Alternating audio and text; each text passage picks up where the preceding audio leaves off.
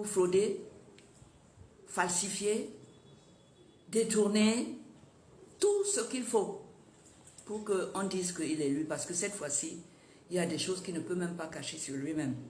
On va attendre, non, qu'il fasse la campagne électorale. Qu'est-ce qu'il nous propose? Qu'il ne nous a pas proposé en 43 ans. Qu'est-ce qu'il va faire de mieux maintenant qu'il n'a plus ses forces? On attend qu'il vienne. Mais au lieu de le faire, de préparer ça, de nous convaincre qu'il n'est pas fini, on multiplie la fraude par 10. Hein? Les éléments de fraude sont là par 10. La machine de fraude, perfectionnement. On l'a lustrée pour qu'elle marche cette fois-ci sur tous ces points. Tout le long du circuit électoral.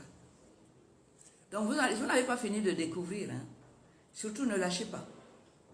Entre-temps, Maître Alice, que fait le suprême ministre, ministre de tout, à Tangandji, quand des choses comme ça sont faites? Mais c'est sa spécialité. C'est le fraudeur en chef. Lui, il va carrément tuer les gens qui peuvent parler seulement. Parce que ça ne va pas dans le sens de ce qu'on leur a appris à faire pour que Biya soit élu. Il vient carrément, il sort, il commence à vous tuer, à vous supprimer les pieds, à vous attacher les mains pour que vous ne fassiez pas ce que vous avez l'habitude de faire. C'est-à-dire expliquer aux gens. Voilà. Il est le patron, il est l'un des patrons de ça. Mais lui, c'est le côté violence. Il doit exercer même des violences sur les gens pour que la fraude donne le résultat qu'on attend d'elle.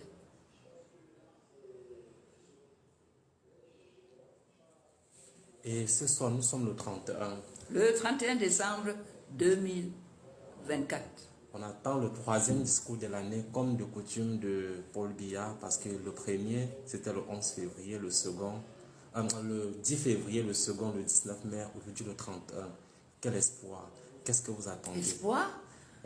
Avec le président Biya, enlevez-moi ce mot-là, je ne peux pas répondre à une question comme espoir. J'ai perdu mon espoir, mais depuis. Et je le dis. Avant, je ne le disais pas. Je disais non, peut-être que je n'attends rien des blablabla. C'est pas de ça qu'on a besoin. Les beaux discours, tout le monde sait. Même Bongo disait ça, hein, que les beaux discours, allez au Cameroun, vous en aurez des tas. Tout le monde sait. Les beaux discours du président, ça n'engage que ceux qui les écoutent. Moi, je ne les écoute même plus. Les gens me diront ce qu'il a dit, mais je n'ai pas programmé d'aller spécialement écouter ce qu'il va dire. Parce que ce qu'il va dire n'a aucune importance pour moi. Aucune. Je n'ai pas que je vais aller regarder, écouter pour dire, ah, c'était... Non. Je n'attends rien. Plus rien du président Biya. 43 ans, on ne peut pas dire que je n'étais pas patiente. Mais il y a un moment où il faut savoir dire enough is enough. Et c'est le cas pour moi, en tout cas. Continuez à l'écouter. Le 31 décembre dernier, Maître Alice, lorsque le président annonçait d'ici février l'augmentation du prix à la pompe, il a également annoncé la réduction du coût du gaz domestique. Mais on est subitement et très rapidement passé à l'augmentation du prix des carburants et plus jamais on a parlé de la réduction du prix de gaz domestique. Voilà, je vous ai dit que les discours du président Biya n'engagent que ceux qui les écoutent. Est-ce qu'il y a d'autres mensonges d'État comme ça? Continuez. Enfin, je ne les retiens même plus. Je ne veux pas surcharger mon cerveau de bêtises, de mensonges. Non, je ne peux pas. Quelqu'un qui m'a prise pour une imbécile pendant 43 ans, excusez-moi, le jour où je dis stop, je n'ai plus de temps pour lui. Le temps, c'est ma vie, le temps, c'est mon argent. Il n'a plus droit à rien chez moi. Je dis bien rien. Vous continuez à écouter et à croire, je ne vous empêche pas. Allez-y. Mais mon temps, je l'ai tourné ailleurs. J'ai d'autres choses que je fais qui me paraissent plus importantes pour les Camerounais, pour la jeunesse. Tel que être là, je suis bien d'accord de passer 3 heures avec vous pour communier avec la jeunesse, pour communier avec ceux qui se donnent la peine de venir m'écouter, pour échanger, pour que peut-être ce que je dis leur serve à mieux supporter le poids devenu si alourdissant du Cameroun aujourd'hui à travers l'extraordinairement mauvaise gouvernance qu'ils subissent depuis 43 ans. Ça, c'est une question. Bon, je suppose que la question sera à titre de sensibilisation parce que, bon, on peut déjà lui répondre en commentaire. C'est Steph qui demande si c'est encore possible de s'inscrire en 2025. Je vous laisse le soin de cette réponse pour Oui, sensibilisation. s'inscrire sur la liste électorale. Oui, c'est ce qu'il La a loi demandé. prévoit qu'à partir du 1er janvier, ou le 2, les listes électorales sont de nouveau ouvertes jusqu'en août, jusqu'au 31 août. Allez vous inscrire.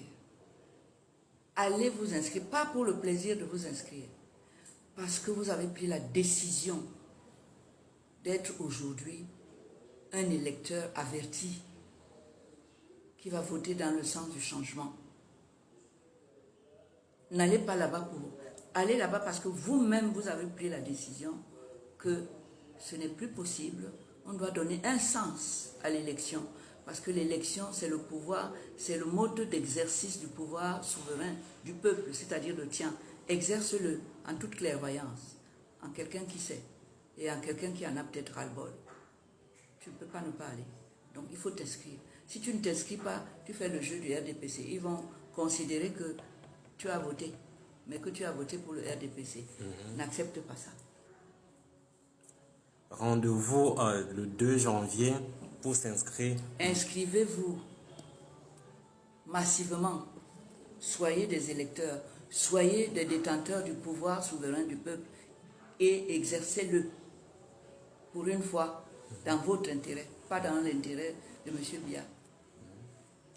Il y a une compatriote, Maître Alice, qui aimerait avoir votre appréciation sur la légalisation du mariage coutumier au Cameroun. C'est une très bonne chose.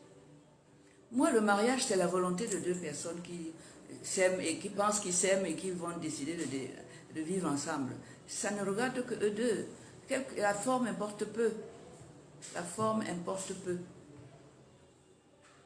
Je peux même simplement dire, toi Emmanuel, tu es mon ami, mon époux, tu es mon mari. Et si tu dis, oui, tu es ma femme, on vit ensemble, on fait tout ce que les gens mariés font.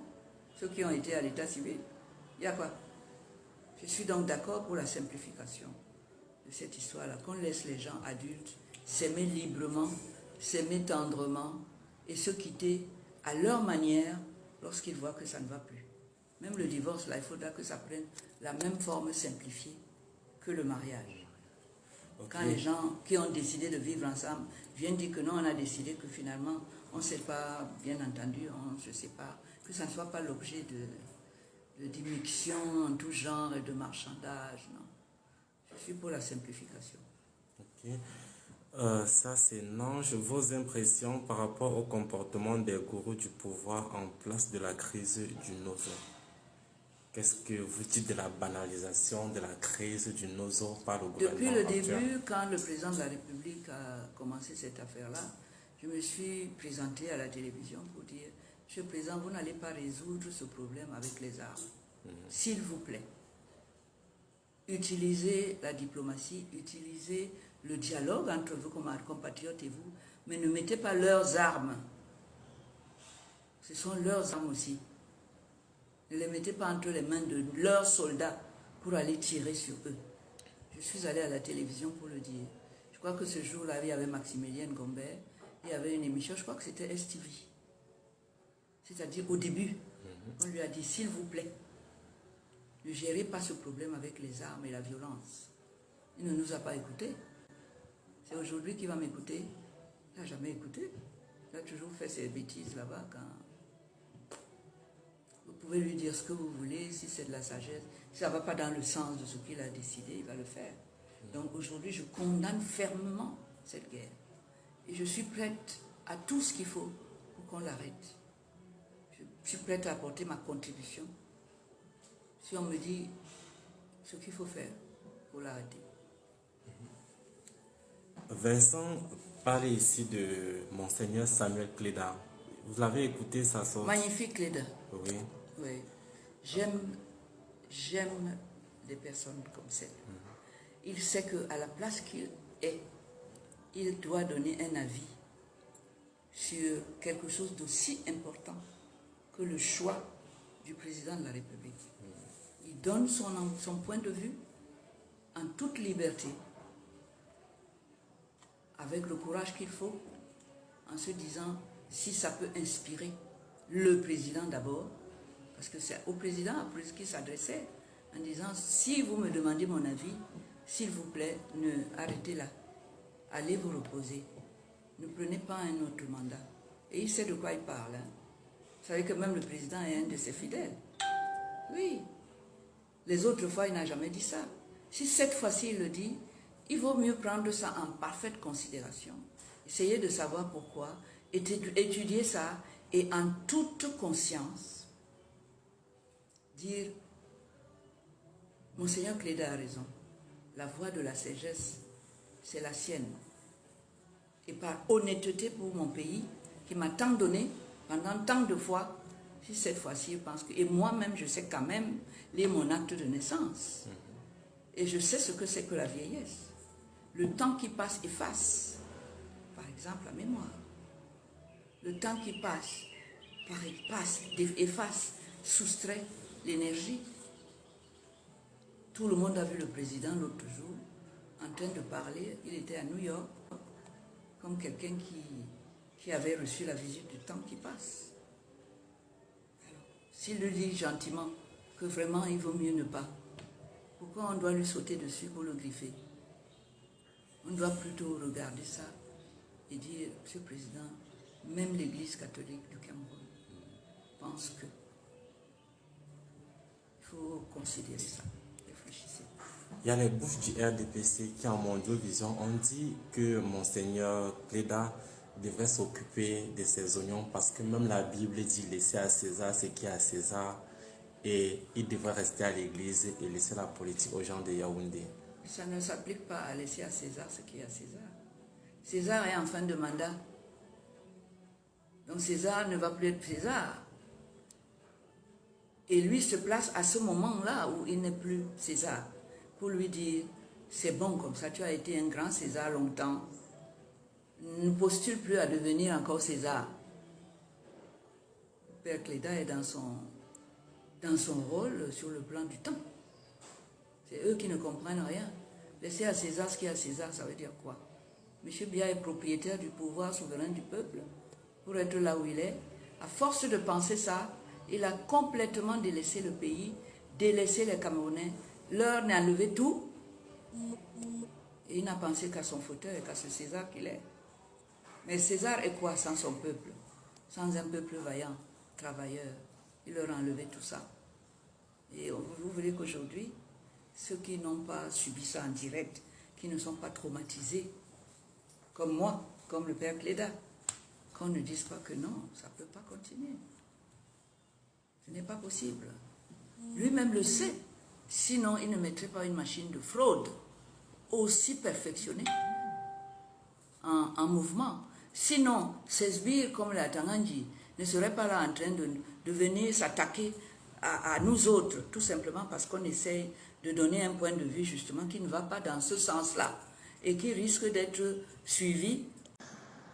Maître Alice, est-ce que vous pensez vous aussi que le président Paul Biya s'assoit sur les acquis des autres et ne fait absolument rien?